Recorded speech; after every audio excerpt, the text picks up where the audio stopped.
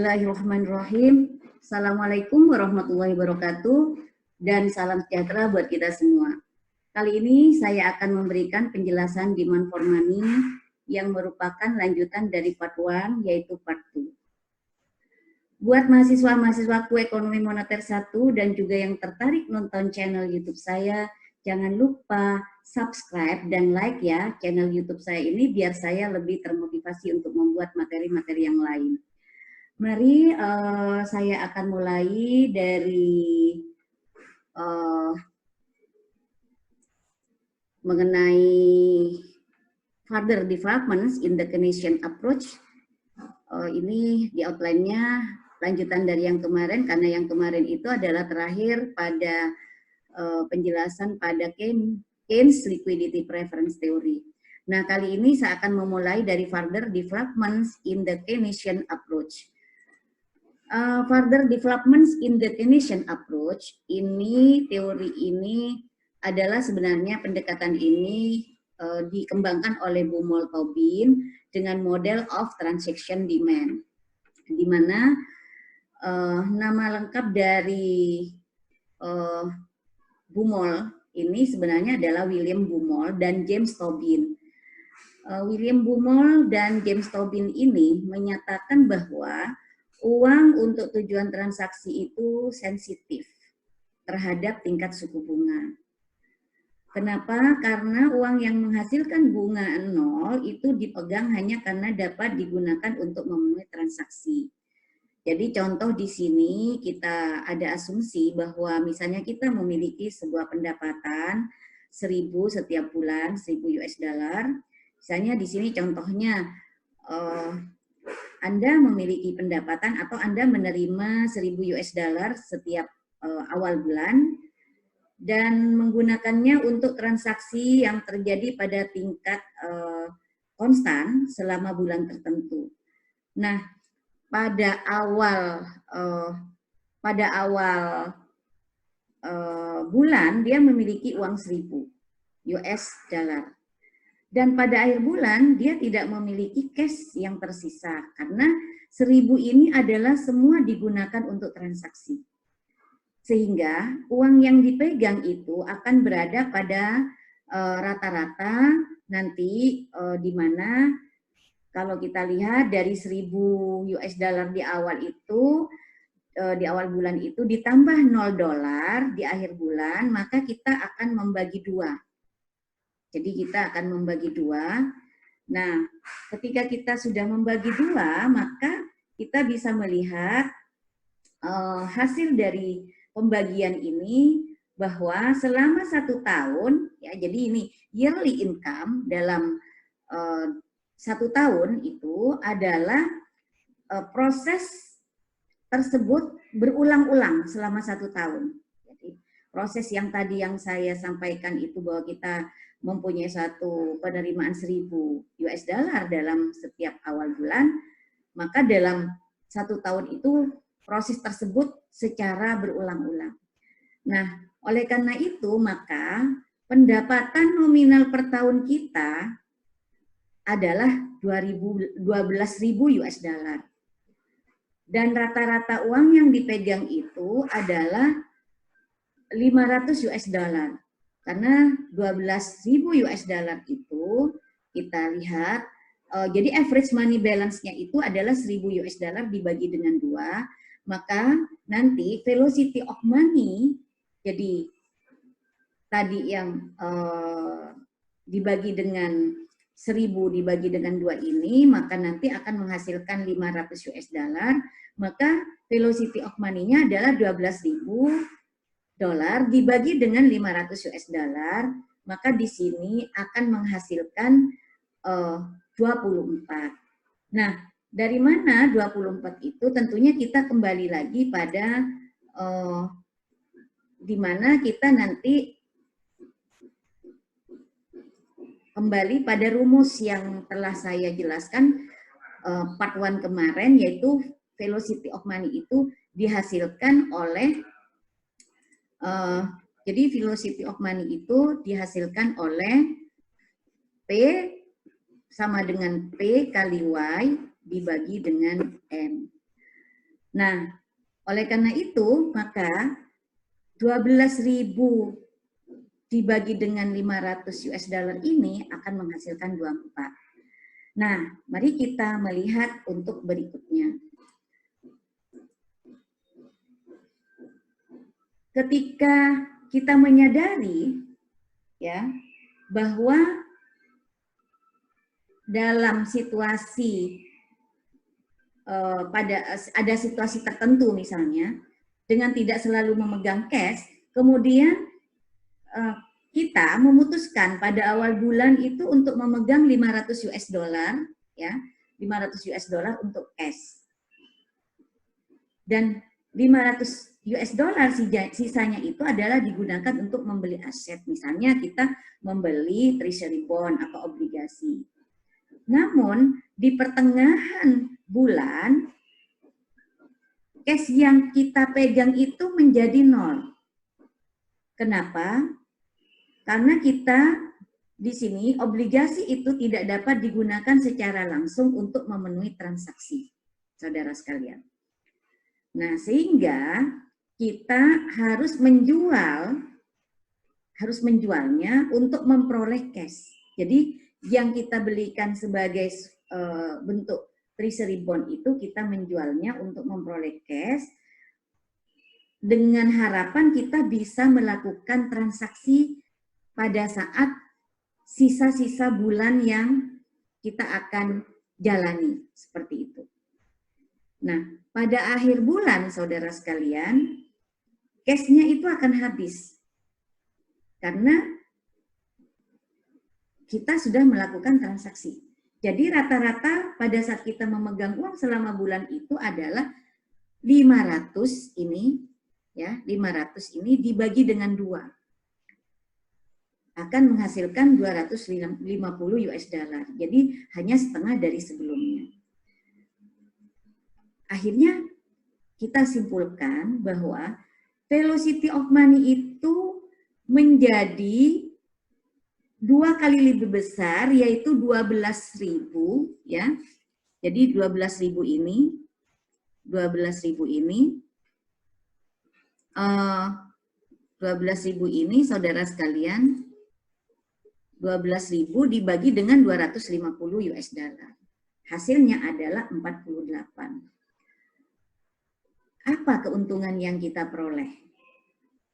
Keuntungan yang diperoleh oleh kita dari strategi yang kita lakukan, strategi baru yang kita lakukan, yaitu menghasilkan bunga dari 500 US dollar ini, ya, dari 500 obligasi, ya, jadi 500 US dollar obligasi untuk setengah bulan, jika tingkat suku bunga 1% per bulan. Jadi jika tingkat suku bunga 1% per bulan. Nah, jadi begini. Jadi kalau kita misalnya tadi katakanlah pada akhir bulan uang cash kita habis, maka rata-rata kita memegang uang selama bulan itu hanya 500 US dollar. Dibagi dengan 2. 500 US dollar dibagi 2 ini akan menghasilkan 250 US dollar. Ini adalah 250 US dollar ini setengah dari sebelumnya. Sehingga akan mengakibatkan pengaruh pada velocity kita ini menjadi 2 kali lebih besar. Artinya 2 kali lebih besar ini adalah 12.000 US dollar ini dibagi dengan 250 US dollar sama dengan 48. Yang tadi hanya kita mendapatkan 24. Seperti itu. Nah, kira-kira keuntungan apa yang akan kita peroleh? Keuntungan apa yang akan kita peroleh? Keuntungan yang akan kita peroleh di sini dari strategi baru yang kita lakukan, yaitu bunga dari, jadi interest rate dari 500 US dollar ini. Jadi interest rate dari 500 US dollar ini. dari 500 dari US dollar pada saat kita $500 itu yang kita belikan untuk obligasi. Jadi menghasilkan bunga dari 500 US dollar, 500 US dollar obligasi atau bonds ya. Di sini.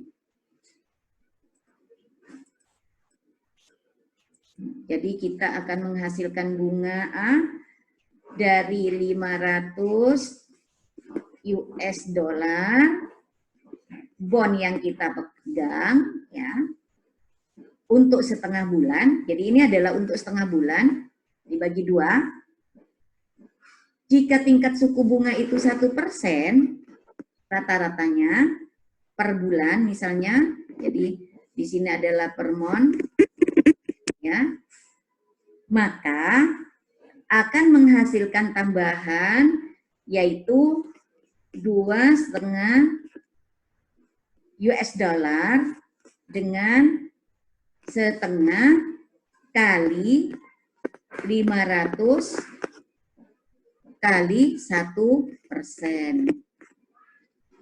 Nah, ini yang akan kita hasilkan. Mari kita lihat. Jadi ketika kita memegang uang cash, katakanlah cuma sekitar, jadi ini hasilnya adalah nanti hasil dari setengah kali 500 US dollar kali 1% ini, maka nanti bisa saja Anda total menggunakan kalkulator berapa hasilnya.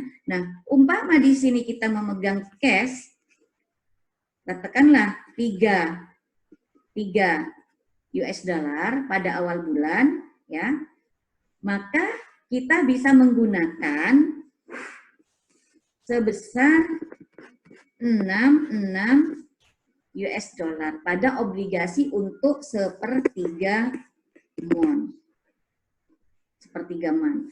Jadi untuk sepertiga man ini, ya, sepertiga man ini, berikutnya dia akan menjual masing-masing dari 3 US dollar ini. Sehingga pada akhir seluruh obligasi itu terjual, kita akan menghasilkan sebesar 3 US dollar. Nah, mari kita lihat hasil dari ini semua yang sudah saya lakukan ketika kita menjual masing-masing dari sepertiga bulan berikutnya itu saya jual, masing-masing adalah sebesar 3 US dollar. Pada saat akhir seluruh obligasi itu misalnya terjual semua, maka akan menghasilkan 3 per bulan, jadi per month ini sama dengan sepertiga dikalikan, akan menghasilkan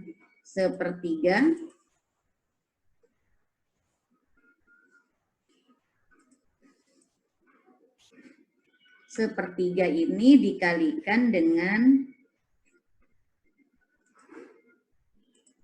jadi akan menghasilkan sepertiga dikalikan dengan 66 US dollar. Dikalikan lagi dengan 1%. Hasilnya, setelah itu ditambah lagi sepertiga dikalikan dengan 33 US dollar, dikalikan lagi dengan 1%. Jadi saudara sekalian akan menghasilkan rata-rata uang yang dipegang itu lebih rendah. Kenapa? Karena bunga yang dihasilkan itu lebih banyak. Jadi ini asumsi yang kita lakukan. Nah, dalam pembelian obligasi kita itu mengeluarkan biaya transaksi namanya. Jadi tidak ada yang namanya kita dalam melakukan transaksi itu tidak ada cost-nya. Pasti setiap transaksi itu harus pasti selalu ada cost. Jadi ingat saudara sekalian, setiap transaksi itu selalu ada cost. Artinya apa? Misalnya contoh kita beli obligasi, itu kan tidak langsung kita beli sendiri, pasti ada brokernya. Jadi ada pembayaran biaya broker misalnya untuk pembelian dan penjualan obligasi. Nah, biaya ini meningkat saat rata-rata cash itu lebih rendah, karena saat kita membeli dan menjual obligasi itu lebih sering, pasti itu akan biaya untuk yang cash yang kita pegang itu adalah meningkat saat rata-rata cash itu lebih rendah. Jadi itu. Nah, kedua, misalnya ketika kita memegang sedikit cash, maka kita akan memerlukan waktu untuk menjual obligasi kan, agar kita itu memegang likuiditas, memegang cash. Jadi menjual obligasi itu perlu waktu, tidak semata-mata langsung kita pegang hari ini ada orang langsung beli, tidak demikian, karena ini adalah proses di pasar uang juga, di pasar uang itu juga ada prosesnya. Karena waktu itu adalah uang, maka jika kita hitung sebagai bagian dari biaya transaksi, itu kita tidak boleh mengabaikan hal itu, karena semua yang kita kerjakan, yang kita lakukan itu semuanya membutuhkan waktu. Oleh karena itu kita menghadapi yang namanya trade-off. Trade-off of keeping less cash. Jadi jika memegang uang sedikit, jika kita memegang uang sedikit, maka uang yang kita dapatkan untuk menghasilkan bunga banyak dari obligasi itu bisa kita dapatkan gitu, tetapi akan menyebabkan adanya biaya transaksi yang lebih besar. Tentunya seperti itu.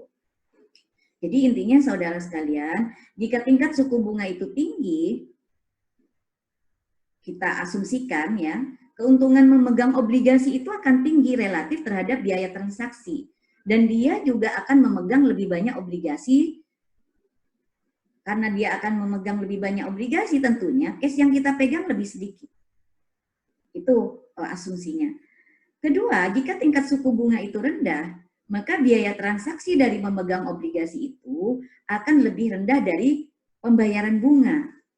Sehingga kita akan memegang uang itu lebih banyak. Kenapa kita memegang uang lebih banyak? Karena obligasi yang kita pegang lebih sedikit. Jadi seperti itu. Nah, tingkat suku bunga meningkat, misalnya terjadi peningkatan pada suku bunga, jumlah uang yang kita butuhkan untuk tujuan transaksi itu pasti akan menurun. Berarti apa? Berarti bahwa velocity of money itu akan meningkat dengan meningkatnya tingkat suku bunga. Jadi ini Anda harus catat. Komponen transaksi dari permintaan uang itu mempunyai hubungan negatif terhadap tingkat suku bunga. Itu yang selalu saya underline, selalu saya tegaskan. Tidak boleh Anda abaikan. Artinya, kalau misalnya kita perjelas dari analisis ini, ada biaya kesempatan dari memegang uang misalnya, yaitu bunga yang dapat dihasilkan dari aset lainnya, maka ada juga keuntungan memegang uang, yaitu misalnya kita menghindari adanya biaya transaksi.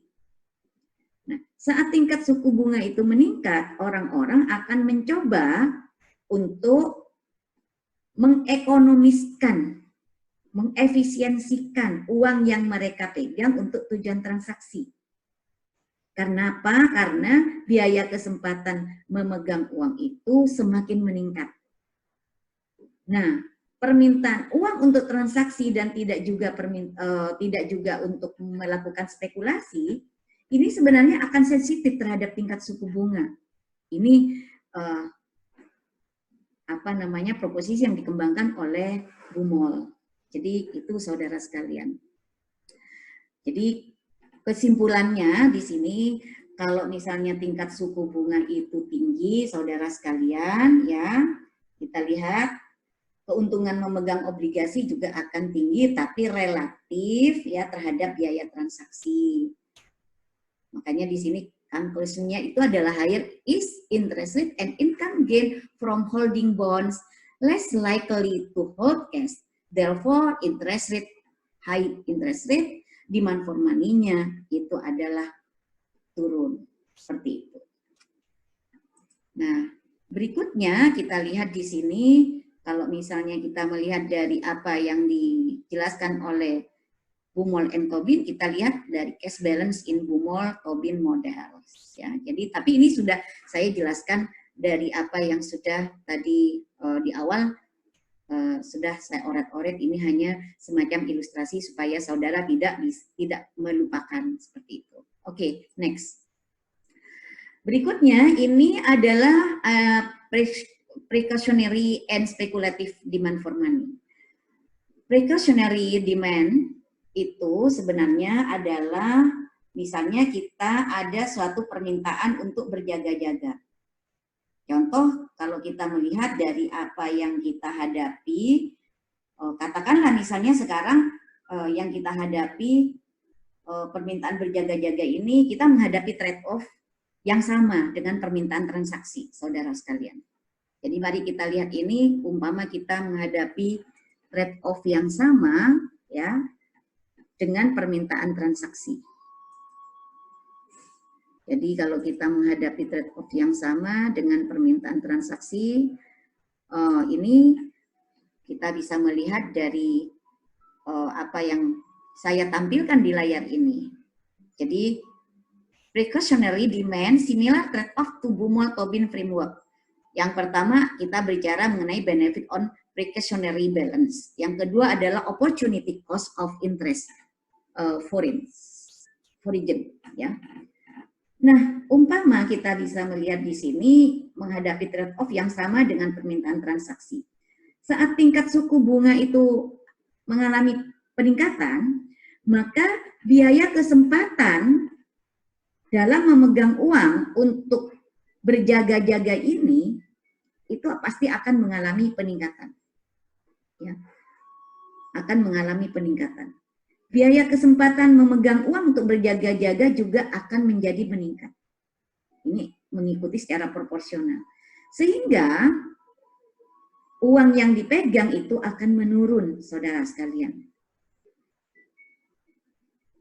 Nah, di sini kita bisa menyimpulkan bahwa permintaan uang untuk berjaga-jaga itu memiliki hubungan negatif terhadap tingkat suku bunga. Jadi ketika misalnya di sini kita lihat suku bunganya meningkat, opportunity cost-nya meningkat, hold less precautionary balance-nya di sini, bagaimana kita melihat dari adanya trade-off tadi, maka di sini akan mengakibatkan demand for money-nya turun. Nah, ini masalah precautionary demand. Nah, berikutnya kita bisa melihat bagaimana speculative demand. Problems with Keynes framework, hold all bonds or all money, no diversification. Artinya apa, saudara sekalian? Ini di dalam speculative demand ini mengindikasikan bahwa seorang itu hanya memegang uang sebagai penyimpan kekayaan. Saat dia memperkirakan keuntungan dari obligasi itu lebih rendah daripada perkiraan keuntungan dari uang dan memegang obligasi ketika dia saat mempunyai suatu ekspektasi keuntungan dari obligasi itu lebih besar daripada uang. Nah, hanya saat orang-orang yang memiliki perkiraan atau ekspektasi keuntungan dari obligasi dan uang itu adalah sama, mereka akan memegang dua-duanya. Dalam prakteknya, saudara sekalian, tidak seorang pun yang memegang diversifikasi portofolio obligasi dan uang itu secara simultan sebagai penyimpan kekayaan. Karena diversifikasi sebagai strategi yang bagus dalam memilih mana aset-aset yang harus kita pilih atau preferensi untuk memilih aset itu yang mana yang harus kita pilih untuk dijadikan sebagai suatu investasi yang bagus. Ini kita kembali pada analisis Keynes tentang teori permintaan uang untuk spekulasi. Jadi pada kenyataannya sebenarnya Keynes itu sudah menganalisis tentang teori permintaan uang untuk spekulasi. Kenapa? Karena kadang terjadi dalam jangka pendek saja, kata Keynes. Secara spesifik, Tobin di sini mengasumsikan sebenarnya, jadi bahwa orang-orang itu akan menghindari risiko. Jadi ada orang yang tidak senang dengan risiko, itu yang disebut dengan risk averse. Sehingga mereka akan tertarik untuk memegang aset dengan perkiraan keuntungan yang lebih rendah dan kecil risikonya. Tobin juga melihat mengasumsikan karakteristik dari uang itu adalah keuntungannya nol, kata Tobin. Obligasi sebaliknya mempunyai fluktuasi yang besar pada harga. Nah, keuntungannya lebih berisiko dan terkadang itu negatif. Seperti itu, saudara sekalian. Sehingga, saudara sekalian, kita bisa membuat suatu kesimpulan, jika kita memiliki ekspektasi keuntungan dari obligasi itu melebihi perkiraan keuntungan dari uang, maka kita mungkin masih ingin memegang uang, atau orang-orang itu akan masih ingin memegang uang sebagai penyimpan kekayaan mereka. Kenapa?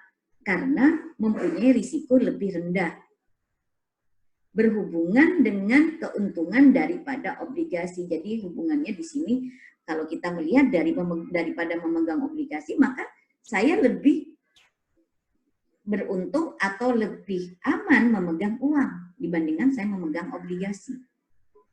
Nah, orang-orang di sini dapat mengurangi jumlah risiko dari portfolio dengan diversifikasi, yaitu memegang keduanya. Misalnya, saya ingin memegang uang dan obligasi. Nah, model inilah saudara sekalian, ya, model inilah saudara sekalian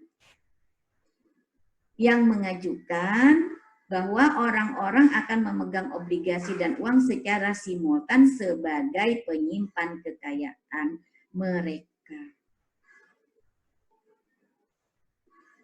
Jadi Anda nanti akan mengembangkan misalnya Tobin model ini, people want high.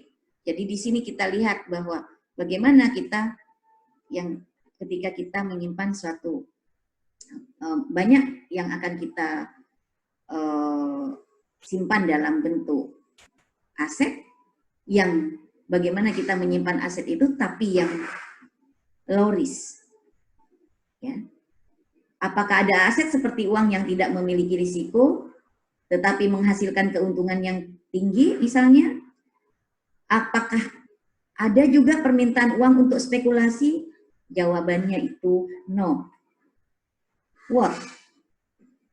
Because the people akan selalu lebih baik memegang aset yang lebih dari uang. Hasil portofolio ini adalah perkiraan keuntungan yang tinggi dengan tidak ada risiko yang besar. Jadi model dari permintaan uang untuk transaksi dan berjaga-jaga ini sebenarnya saudara sekalian, saya menegaskan kembali hanya mengindikasikan bahwa komponen-komponen dari permintaan uang ini berhubungan negatif terhadap tingkat suku bunga. Oleh karena itu, Keynes menyatakan bahwa permintaan uang itu sensitif terhadap tingkat suku bunga.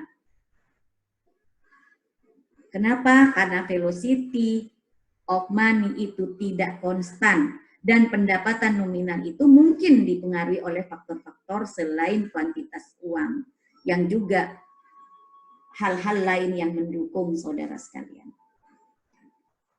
Nah, itu penjelasan saya mengenai teori Tobin and Pumol. Next, berikutnya Friedman's Modern Quantity Theory. Nah, ini menarik saudara sekalian.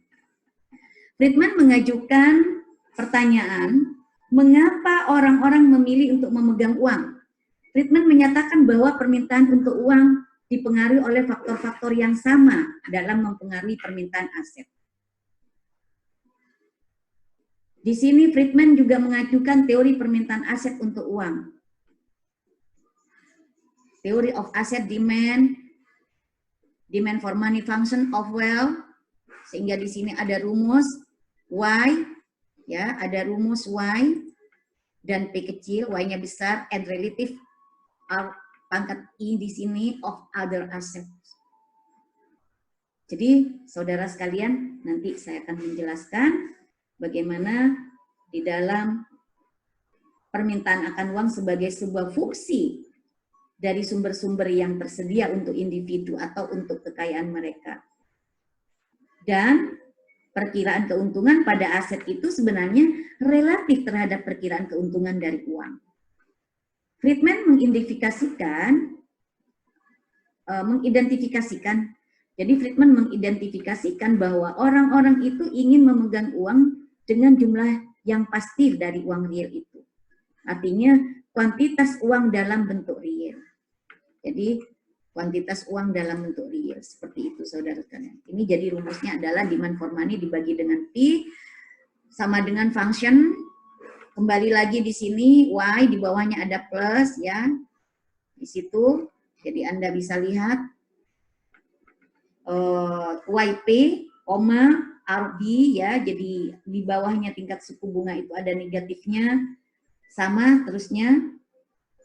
Jadi rumus daripada Friedman modern quantity theory ini seperti yang sudah saudara lihat di layar. Jadi demand for money dibagi dengan P itu adalah permintaan uang real, saudara sekalian. Jadi demand for money dibagi dengan P ini adalah permintaan uang real.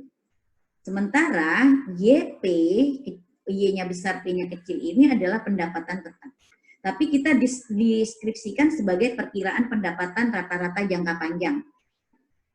Sementara RM ini ada RM, perkiraan keuntungan dari uang, ada RB di sini adalah perkiraan keuntungan dari obligasi, ada RE ini adalah perkiraan keuntungan dari ekuitas atau saham, atau kita kenal dengan saham biasa, saudara sekalian. Nah, ini ada P, tapi ini mohon maaf, ini P-nya hilang, jadi P ya, P pangkat P di sini pangkat E, jadi di sini adalah perkiraan tingkat inflasi. Karena permintaan untuk aset itu berhubungan secara positif dengan kekayaan, maka permintaan uang ini berhubungan positif dengan konsep kekayaan dari Friedman. Menurut Friedman seperti itu, saudara. Jadi other asset beside money and bonds, equities and real goods. Difference from Keynesian theory, Anda masih ingat? Real goods as alternative asset to money implies ya, implication ini maksudnya M has direct effect on spending. Jadi pendapatan tetap memiliki fluktuasi jangka pendek yang lebih kecil karena banyak perubahan pendapatan secara sementara, itu short life. Nah, bagaimana pada siklus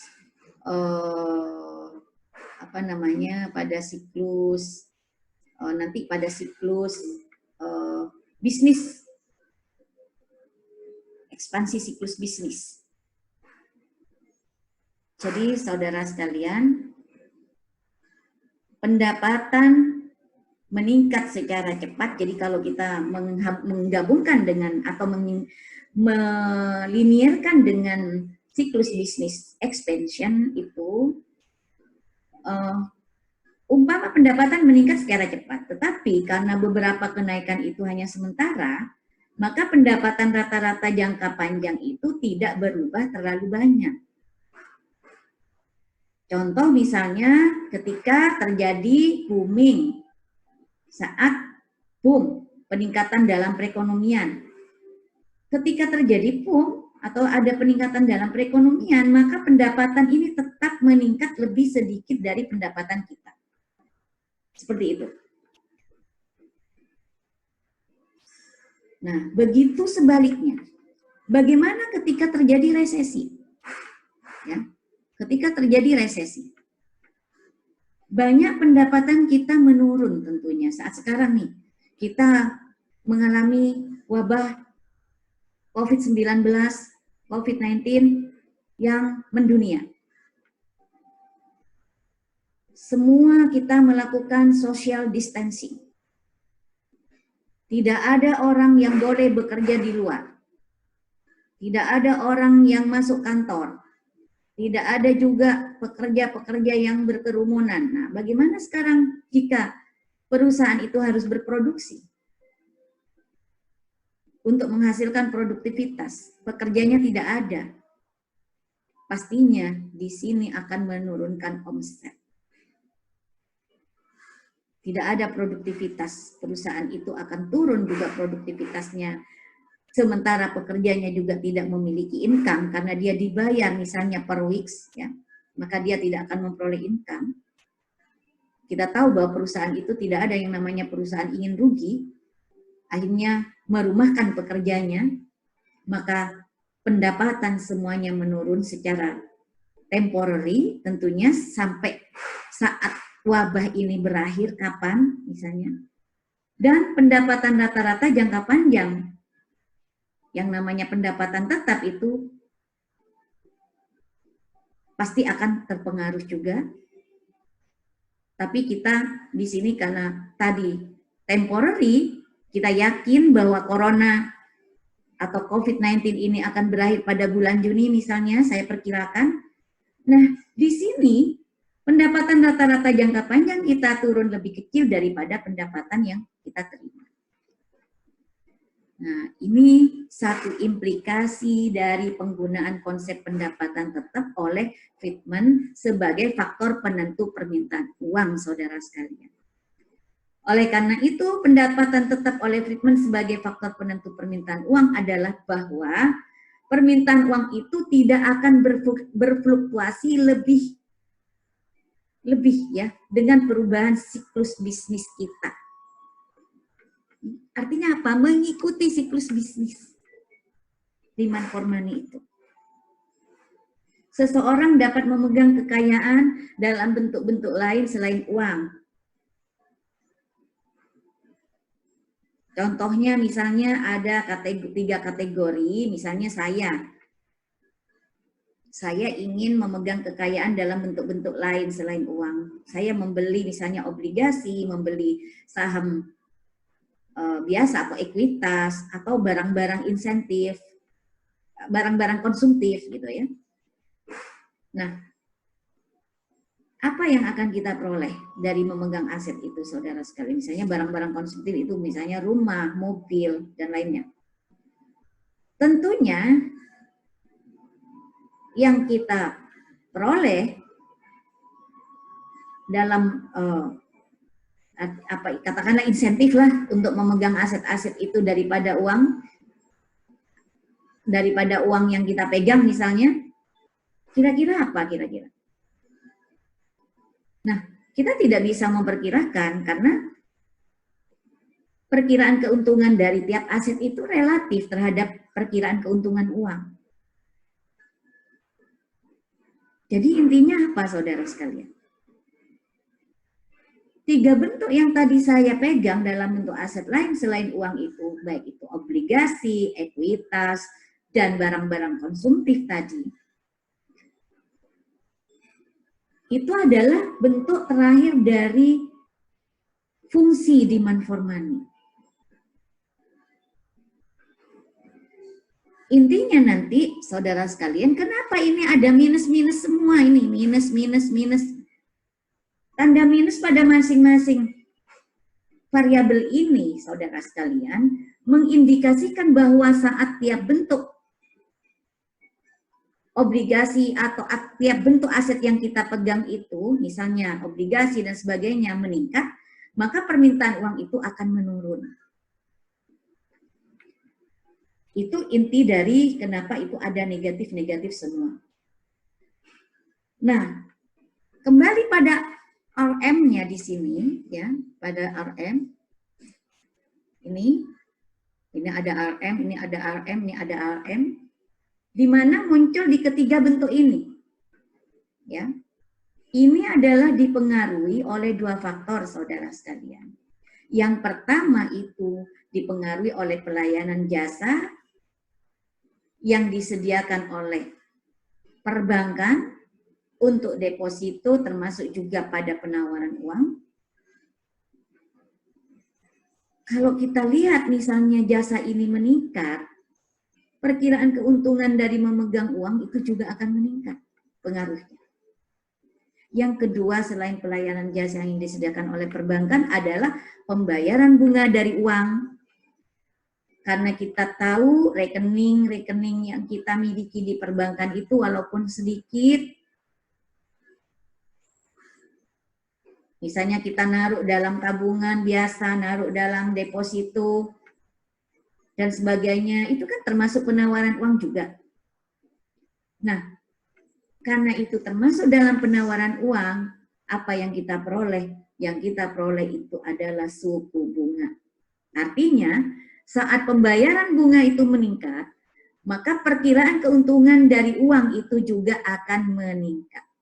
Jadi bentuk dari RB, RM, ya, RI, RM ini menyatakan bahwa perkiraan keuntungan obligasi dan ekuitas itu relatif terhadap uang, saudara sekalian. Ya, relatif terhadap uang. Nah, intinya saat perkiraan keuntungan dari obligasi itu dan ekuitas misalnya meningkat relatif terhadap perkiraan keuntungan dari uang, ya, dari uang yang menurun itu tadi, akan mengakibatkan permintaan uang itu juga menurun. Jadi saya ulangi, saat perkiraan keuntungan dari obligasi dan ekuitas meningkat relatif terhadap perkiraan keuntungan dari uang yang menurun, maka permintaan uang itu juga akan menurun. Bentuk akhirnya itu adalah ini P, ya, saudara sekalian. Jadi P ini seperti ini tulisannya. P ini adalah tulisannya seperti ini. Nah, jadi bentuk akhirnya P dan RM ini, jadi ini saya ulangi, bentuk P dan RM ini menyatakan bahwa perkiraan keuntungan dari barang-barang itu relatif terhadap uang. Ya, relatif terhadap uang.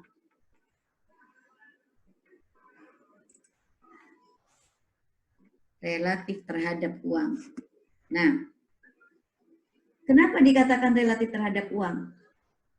Karena ya,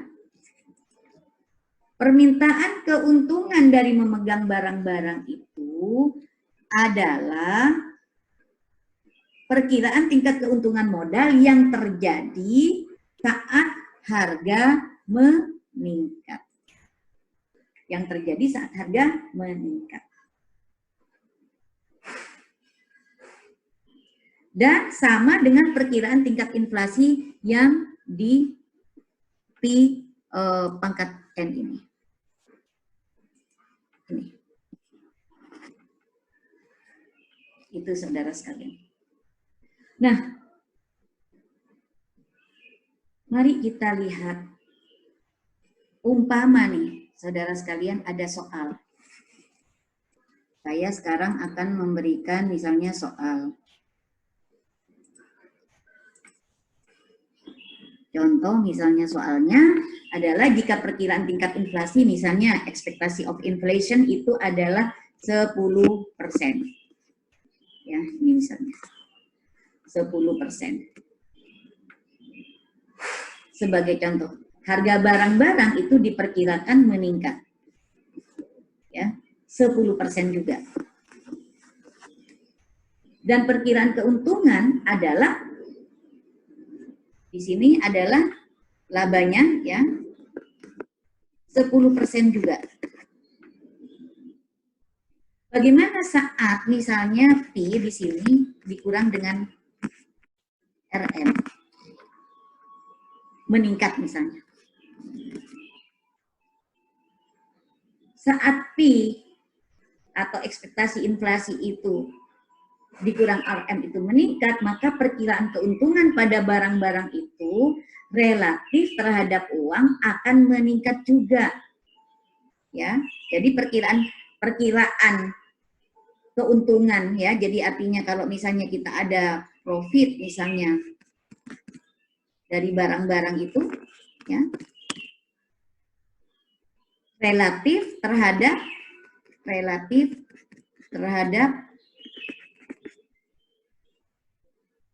uang,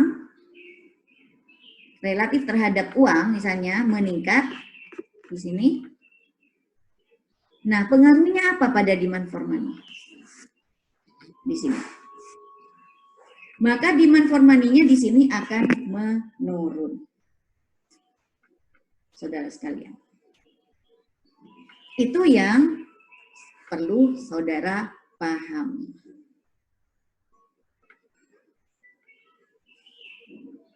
Kira-kira setelah saya jelaskan tadi, perbedaan apa yang Anda perlu garis bawahi antara teori Friedman dan Keynesian? Saya akan mengulas sedikit di sini. Ada beberapa perbedaan antara teori Friedman dan Keynesian. Contoh misalnya aset-aset sebagai alternatif terhadap uang. Kalau Friedman mengatakan lebih dari satu tingkat suku bunga adalah penting untuk operasi perekonomian agregat, kata Friedman. Keynes bagaimana? Aset keuangan lain, kata Keynes, selain uang dikelompokkan dalam satu kategori besar, yaitu obligasi, karena keuntungan mereka biasanya berubah secara persamaan. Itu saudara sekalian. Jadi artinya apa?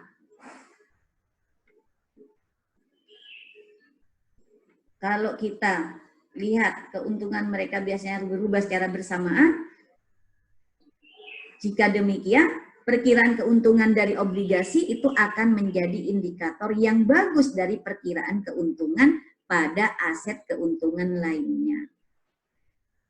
Dan tidak akan ada kebutuhan untuk memasukkan mereka secara terpisah dalam fungsi permintaan uang. Jadi kembali pada awal kuliah ini, difference between Friedman's and Keynesian theory. Jadi ini sudah pada penjelasan terakhir.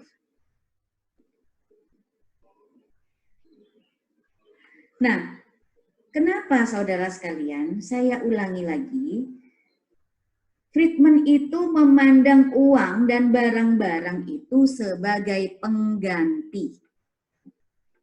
Ya, sebagai pengganti. Kenapa?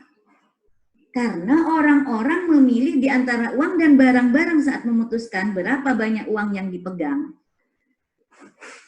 Di sini Friedman memasukkan perkiraan keuntungan dari barang-barang yang relatif terhadap uang sebagai sebuah bentuk dari fungsi demand for money.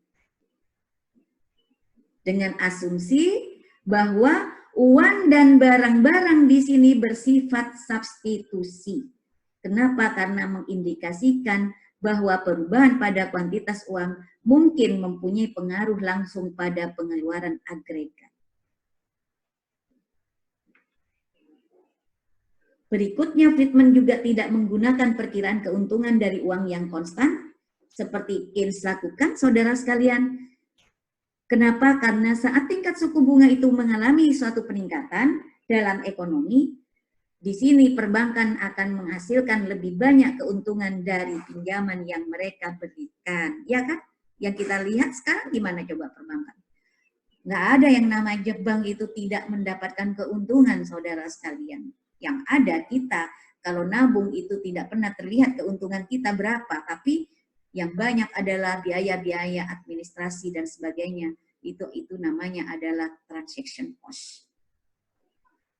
Dan mereka ingin lebih banyak menawarkan deposito untuk meningkatkan volume pinjaman dengan keuntungan lebih yang mereka miliki misalnya. Tapi ini adalah suatu preferensi buat masyarakat. Apakah dia mau atau tidak untuk menempatkan uangnya di dalam bentuk deposito tergantung dari investasi yang dia bandingkan mana yang lebih menguntungkan untuk memperluas asetnya. Itu saudara sekalian. Tapi no spekulatif. Saya menyampaikan pada Anda tidak spekulasi tapi investasi. Silakan Anda berinvestasi sebanyak mungkin tapi tidak menjadi seorang spekulan, karena jadi seorang spekulan itu adalah haram hukumnya di dalam hukum Islam. Saya tidak menganjurkan saudara seperti itu. Saya tidak ingin dengan menjelaskan seperti ini membawa saya, mengakibatkan saya banyak dosa. Saya tidak menganjurkan Anda untuk berspekulasi, tapi saya menganjurkan saudara untuk berinvestasi. Karena investasi itu adalah untuk memberikan multiplier efek kepada kemaslahatan umat secara positif. Nah, bagaimana kira-kira apa yang sudah saya tadi jelaskan, saudara sekalian? Contoh misalnya jika tidak ada hambatan dari suku bunga deposito itu tadi, saya tidak mau Anda banyak pilihan sebenarnya kalau Anda menempatkan uang di perbankan tidak pada konvensional bank, tapi bisa saja di syariah banking.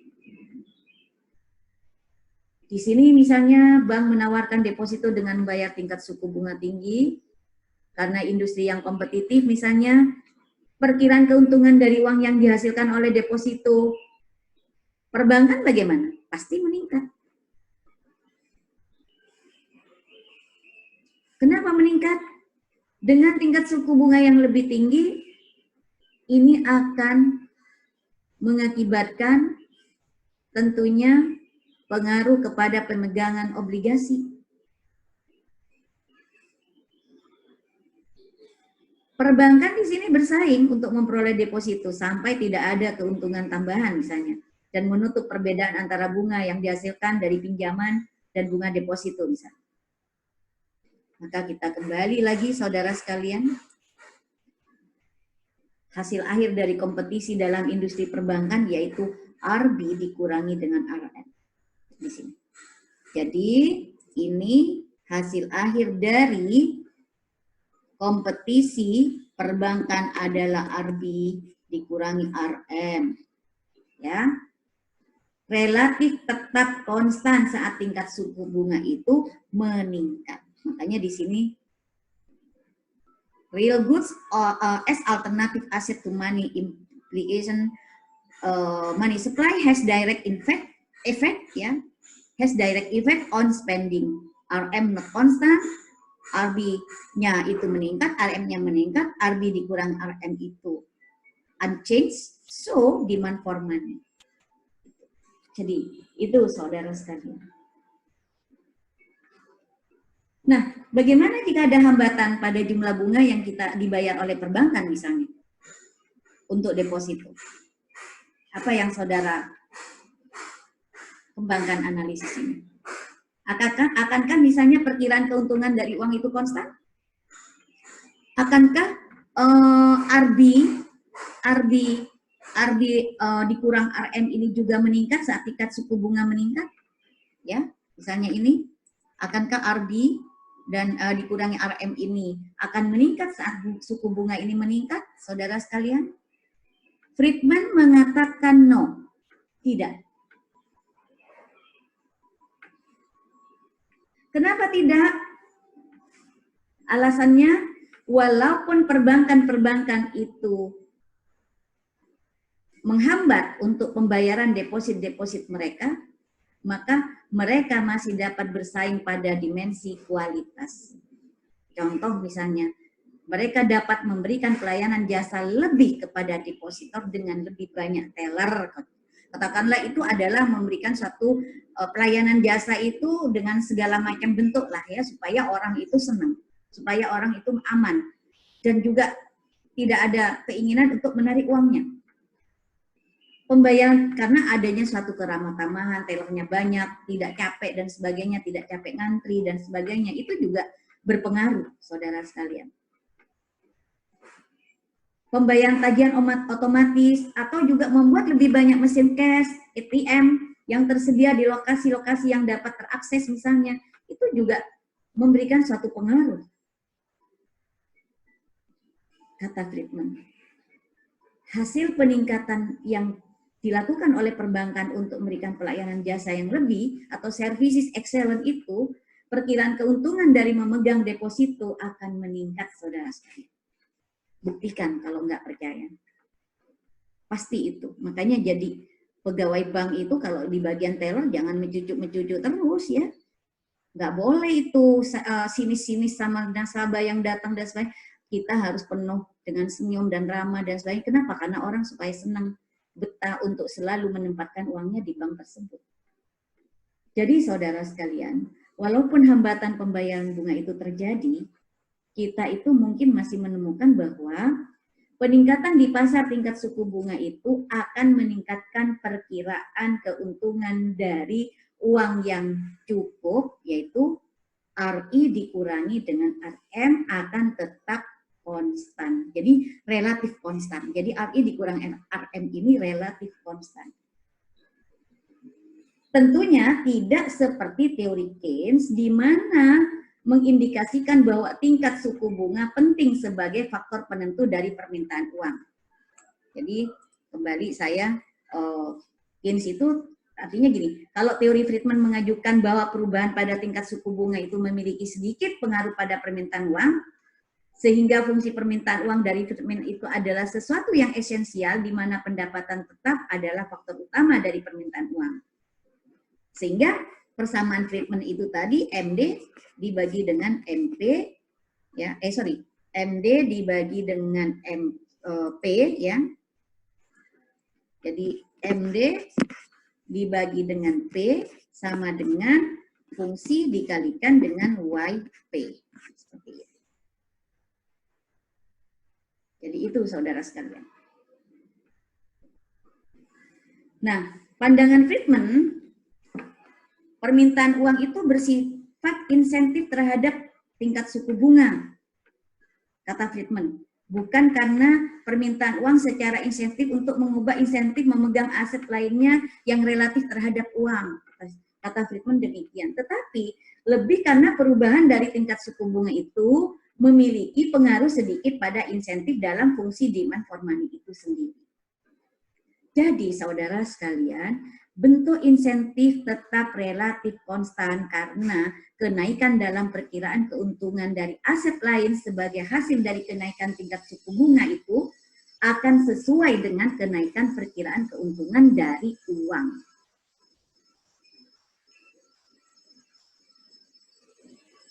Nah, mari kita kembali lagi pada saya akan menjelaskan mengenai stabilitas fungsi demand for money.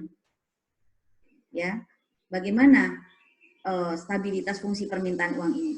Tentunya nih berlawanan dengan Keynes. Kenapa? Karena Friedman di sini mengajukan bahwa fluktuasi permintaan uang itu adalah kecil dan permintaan uang itu dapat diprediksi secara akurat oleh permintaan uang itu. Artinya, kata Friedman, saat kita ada suatu pemikiran-pemikiran yang bermacam-macam bahwa permintaan uang itu bersifat insentif terhadap perubahan tingkat suku bunga, berarti bahwa velocity itu dapat diprediksi secara tinggi, kata Friedman. Akhirnya akan menghasilkan turunan seperti ini, V sama dengan Y dibagi dengan F dikalikan dengan YP. Seperti ini. Kata Friedman demikian. Karena apa? Karena hubungan antara Y dan YP ini, saudara sekalian, sering dapat diprediksi. Fungsi permintaan uang yang konstan itu mengarah pada bahwa velocity of money itu juga dapat diprediksi, kata Friedman demikian. Jika kita dapat memprediksi velocity of money pada periode berikutnya, maka perubahan kuantitas uang itu akan menghasilkan perubahan prediksi pada pengeluaran agregat. Seperti itu. Walaupun velocity of money itu tidak tidak lama kita asumsikan sebagai konstan oleh yang diasumsikan oleh para kaum klasik itu. Penawaran uang itu kan terus-menerus menjadi faktor utama yang mempengaruhi pendapatan nominal kan dalam teori kuantitas uang. Anda coba kembali lagi pada teori yang awal.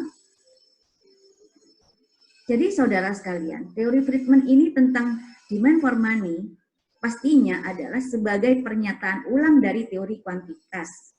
Kenapa? Karena di sini menimbulkan suatu kesimpulan yang sama tentang pentingnya uang untuk pengeluaran agregat ini. Jadi uang ini sangat penting untuk apa? Untuk pengeluaran agregat ini. Jadi itu yang saudara harus pahami, dan Anda harus lebih banyak lagi membuka referensi dari buku Frederick Mishkin, karena tetap penjelasan yang saya ulas ini semuanya saya ambil buku referensi dari buku Frederick Mishkin yang sudah saya tampilkan dari awal itu. Nah, ada apa sih kira-kira jawaban saudara kalau misalnya apakah formula permintaan uang dari Friedman itu dapat menjelaskan secara komprehensif gitu? Apa jawaban saudara kira-kira?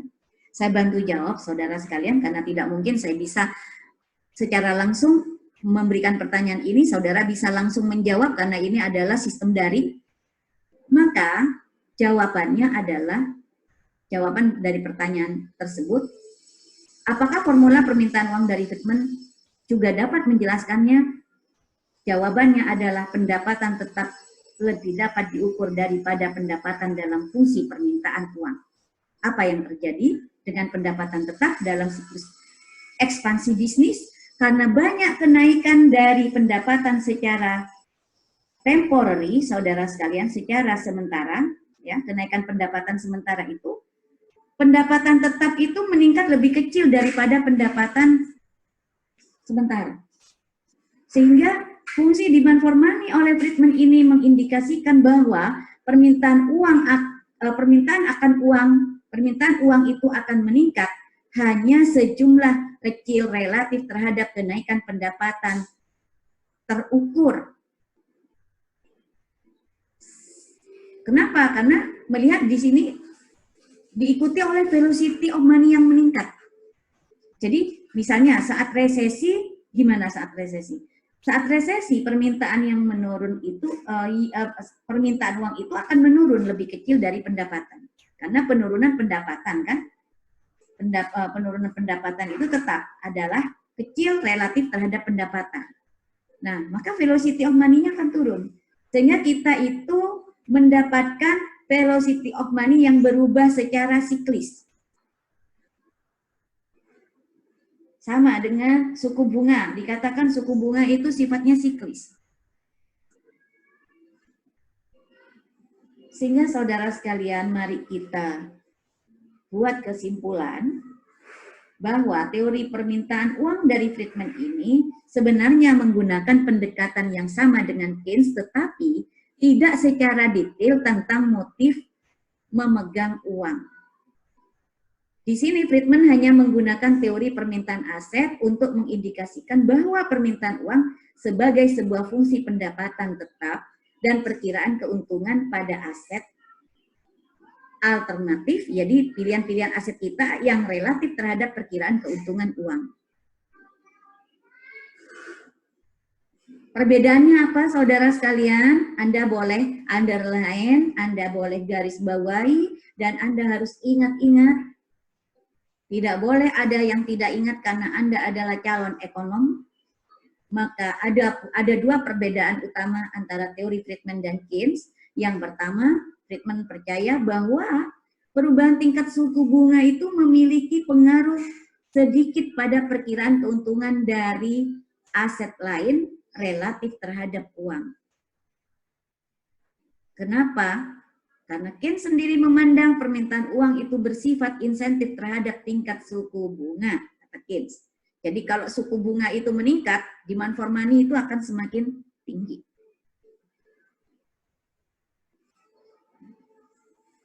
Kalau tingkat suku bunga meningkat, orang lebih menarik akan menabung uangnya daripada dia membeli obligasi. Sehingga permintaan terhadap uang itu akan turun, saudara sekalian. Friedman menyatakan bahwa fungsi permintaan uang tidak bergeser secara besar sehingga bersifat stabil, kata Friedman.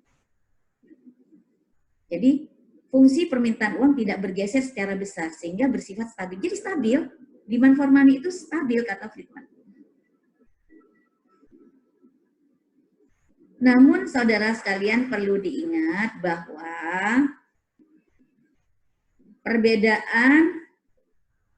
dua perbedaan ini antara Friedman dan Keynes ini sebenarnya mengindikasikan bahwa velocity of money itu dapat kita prediksi dan kita buat kesimpulan teori kuantitas bahwa uang itu adalah faktor utama yang sangat mempengaruhi pengeluaran agregat kita.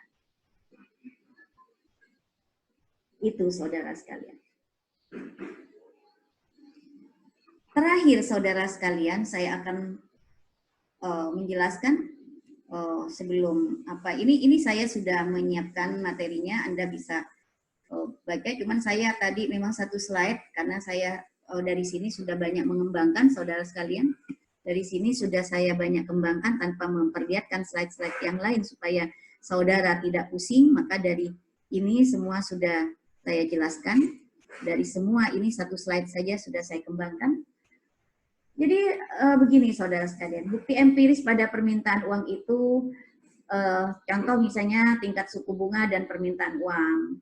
Maka pada awal chapter yang sudah saya jelaskan tadi, mulai part 1 itu, kita melihat bahwa tingkat suku bunga itu tidak berpengaruh pada permintaan uang, kata klasik. Velocity akan konstan, itu menurut klasik. Atau paling tidak kita paling tidak dapat diprediksi, sehingga teori kuantitas itu menggambarkan bahwa pengeluaran agregat itu ditentukan oleh kuantitas uang sendiri. Benar adanya menurut teori klasik. Benar adanya menurut teori klasik. Sedangkan permintaan uang yang lebih sensitif terhadap sikat suku bunga, velocity of money yang lebih tidak terprediksi, dan kurang jelasnya hubungan antara penawaran uang dan pengeluaran agregat itu, kasus itu adalah ada kasus ekstrim yang bersifat